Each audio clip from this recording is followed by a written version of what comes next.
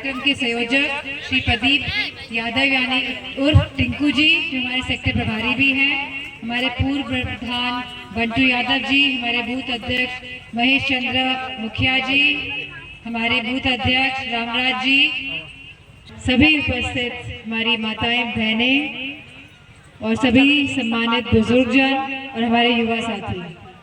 हम सभी जानते हैं कि लोकसभा का चुनाव हो चुका है और अब विधानसभा का उपचुनाव आ रहा है। और ये उपचुनाव इसलिए हो रहा है क्योंकि राष्ट्रीय अध्यक्ष जी ने, क्योंकि कन्नौज के क्षेत्र के लोगों ने संसद में पहुंचाने का कार्य किया है, इसीलिए विधानसभा का उपचुनाव होने जा रहा है। तो सबसे पहले तो मैं आप सबको बहुत बहुत धन्यवाद और आभार देना चाहूंगी। और ये धन्यवाद और आभार इसलिए है जहां आप सब ने समाजवादी पार्टी का पूरा समर्थन दिया और अपना एक एक वोट समाजवादी पार्टी को देने का कार्य किया। और इसी के साथ आपने मुझे तो मौका दिया दूसरी बार इस क्षेत्र का सांसद बनने का। पर इसी के साथ समाजवादी पार्टी के जहां 33 सांसद चुन के आए हैं, वहीं समाजवादी पार्टी की सबसे ज्यादा वोटों से अगर जीत के कोई सांसद गया है तो मैनपुरी लोकसभा क्षेत्र से गया है। और मैं सभी अपनी माताओं बहनों का, जिन्होंने बढ़ चढ़ के वोट देने वाले दिन वोट डालने का कार्य किया, और सभी आदरणीय बुजुर्गजनों का, जिन्होंने लगातार समाजवादी पार्टी को मजबूत करने का काम किया है, चाहे हमारे आदरणीय श्रद्धेय नेताजी के साथ आप सब लोग कंधे से कंधा मिलाकर चले हैं, वही राष्ट्रीय अध्यक्ष जी का भी आपने पूरा समर्थन किया। और 2024 के चुनाव में भी जो आपका जन समर्थन हमको मिला, इसके लिए हम आपके हमेशा कृतज्ञ रहेंगे। और यह चुनाव जो उपचुनाव होने जा रहा है, यह भी एक बहुत महत्वपूर्ण चुनाव है, क्योंकि यहाँ पूरे उत्तर प्रदेश में जहाँ समाजवादी पार्टी को पूरा समर्थन लोगों का प्राप्त हुआ, और जितना भी जो सरकारी तंत्र है उन लोगों ने काम किया कि कहीं ना कहीं समाजवादी पार्टी लोगों को दबा दे, लेकिन सभी समाज के लोगों ने एक मत और एक साथ होकर समाजवादी पार्टी का पूरा समर्थन किया। और मुझे पूरा विश्वास है कि ये चुनाव जो कहीं ना कहीं 2027 के चुनाव की भी नींव रखने का काम करेंगे, क्योंकि अब चुनाव विधानसभा के दूर नहीं है। और कहीं ना कहीं भाजपा के लोग जानते हैं कि आज सभी समाज और वर्गों का साथ समाजवादी पार्टी के साथ है। और जहां हमारे राष्ट्रीय अध्यक्ष जी ने पीडीए का नारा दिया, तो हमारी माता बहनें पीडीए के बारे में जानते हैं कि नहीं जानते? क्या है बताइए? ये नहीं बताएंगे तो सब जानते होंगे। उधर बताइए पीडीए का मतलब क्या होता है? हाँ, जल्दी बताइए। तो ये तो संगठन वालों को से मैं कहना चाहूंगी कि इनसे कुछ कमी रहेगी, इसीलिए आपको पीडीए का मतलब नहीं पता। पता है कि नहीं पता? नहीं पता ना? पीडीए का मतलब है ऐसा एक तरह का गठबंधन जहां हमारे पिछड़े भाई, जहां हमारे दलित भाई बहन, जहां हमारे अल्पसंख्यक भाई बहन और साथ ही हमारी आधी आबादी और जितने भी शोषित लोग हैं सभी शामिल हैं हमारे पीडीए में। और सभी समाज और सभी वर्ग के लोग जहां समाजवादी पार्टी को मजबूत कर रहे हैं, तो कहीं ना कहीं जो लोग भय की राजनीति करते थे, जो लोग बांटने की राजनीति करते थे, आज वो किस तरह के नारे दे रहे हैं मंचों से, बटेंगे कटेंगे, इस तरह के नारे दिए जा रहे हैं कि नहीं? तो ये इनकी नकारात्मकता को दिखाते हैं कहीं ना कहीं। और ये यह भी दर्शाते हैं कि आज जहाँ 8 साल पूरे होने जा रहे हैं, तो पूरे प्रदेश में महंगाई की क्या हालत है, ये हमारी माता बहनों से अच्छा कौन जानेगा। अभी दिवाली गई है और हम सब जानते हैं कितना महंगा सब कुछ है।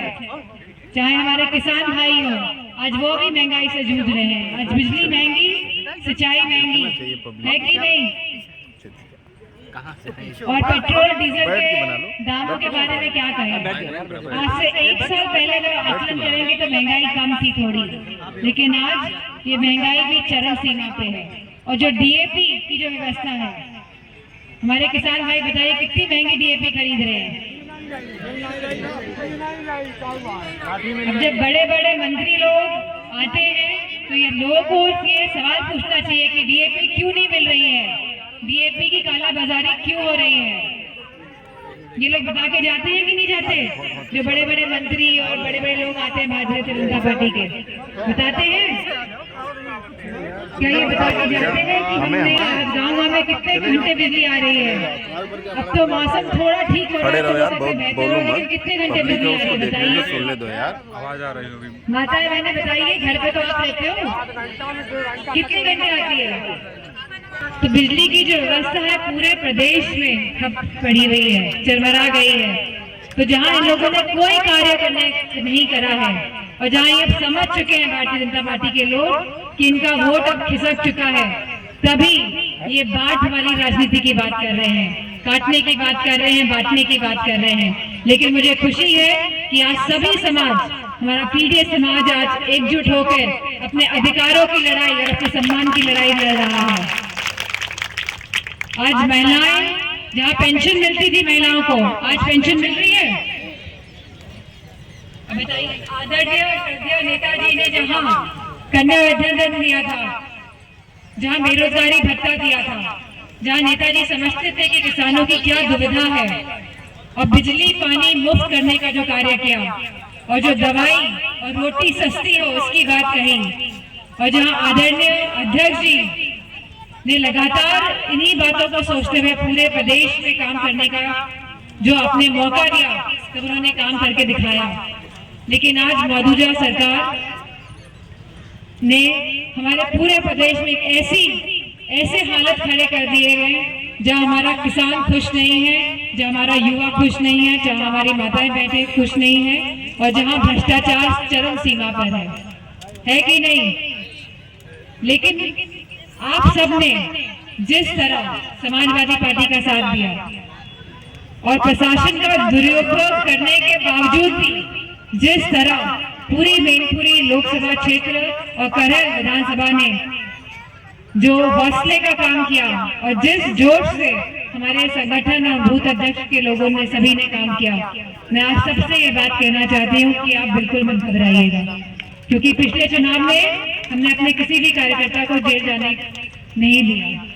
कोशिश करी गई, धाराएं लगाई गई, लेकिन हमने पूरी उनकी मदद करी है और आने वाले चुनाव में भी पूरा साथ समर्थन हमारे बूथ अध्यक्षों के साथ रहेगा, सेक्टर्स और सेक्टर प्रभारियों के साथ रहेगा। हम सभी आपसे जुड़े रहेंगे और मेरा आप सबसे यही निवेदन है, जहाँ प्रशासन और शासन चाहता है कि वोट परसेंटेज कम हो जाए, जीतना तो है ही, हरा तो सकते नहीं है, लेकिन वोटों की संख्या कम करने का निर्देश मिला है। तो कहीं ना कहीं जहां अयोध्या हारे हैं ये लोग, अयोध्या हारे कि नहीं हारे? हारे तो खुद भगवान ने हराया इनको, क्योंकि इन लोगों ने जो जनता के काम करने थे वो नहीं किए, लोगों का उत्पीड़न किया, लोगों को डराया, धमकाया, लोगों की जमीनें कब्जाई, और आज जहाँ ये अयोध्या हारे हैं वहीं उस सियाहट से ये बटेंगे और कटेंगे के नारे दे रहे हैं बड़े बड़े मंचों से। लेकिन आज पीडीएस समाज एक है और मुझे पूरा भरोसा है जब ये एकता रहेगी तो हम सब साथ आगे बढ़ेंगे और एक नए भविष्य की तरफ पूरे प्रदेश को लेके जाने का काम करेंगे। तो अब सवाल ये है कि हम करहल विधानसभा क्षेत्र से कितने वोटों से जीतेंगे? पहले से ज्यादा वोटों से जीत दिलाएंगे कि नहीं दिलाएंगे? पक्का? घटने तो नहीं देंगे। ये लोग जो अन्यायी हैं, अन्याय करते हैं कि नहीं करते हैं? इनके मन में भेदभाव है कि नहीं? मंदिरों को गंगा जल से धुलवाते हैं, मूर्तियों को धुलवाते हैं कि नहीं धुलवाते हैं? तो ये दर्शाता है कि इनकी सोच क्या है, इनके मन के अंदर क्या है। अब जो मन के अंदर है वही तो मुंह से निकलेगा, वही बात तो निकलेगी।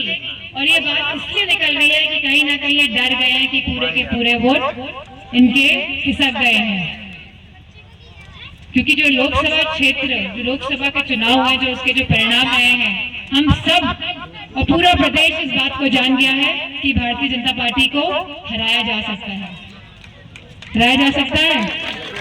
अब तो प्रशासन भी थोड़ी बात सुन लेता है, जो समस्या आती है हम पूरी गंभीरता के साथ आपकी सभी समस्याओं पर ध्यान देते हुए आपका पूरा सहयोग और आपका पूरी मदद करेंगे और इन्हीं शब्दों के साथ आप सबसे मुझे यही उम्मीद है कि ऐतिहासिक जीत की तरफ आप विधानसभा से जिता के भेजेंगे। और आपके जो उम्मीदवार हैं तेज प्रताप जी, वो सांसद भी रह चुके हैं, इस क्षेत्र को जानते हैं, इस क्षेत्र को जानते हैं, आपके बीच भी आ चुके होंगे। आए हैं कि नहीं आए हैं? नहीं आए हैं? तो जितना आए हैं उससे डबल अब आएंगे, ठीक है। तो सभी आदरणीय बुजुर्गजनों से मैं कहना चाहूंगी कि तेज प्रताप जी को आप जिताएं और समाजवादी पार्टी को और मजबूत करने का काम करें, क्योंकि अभी लड़ाई बहुत बड़ी है, लड़ना है और मजबूती के साथ लड़ना है, और ये पहला कदम है इस लड़ाई के लिए। इन्हीं शब्दों के साथ मैं आप सबका बहुत बहुत धन्यवाद और आभार करता हूँ।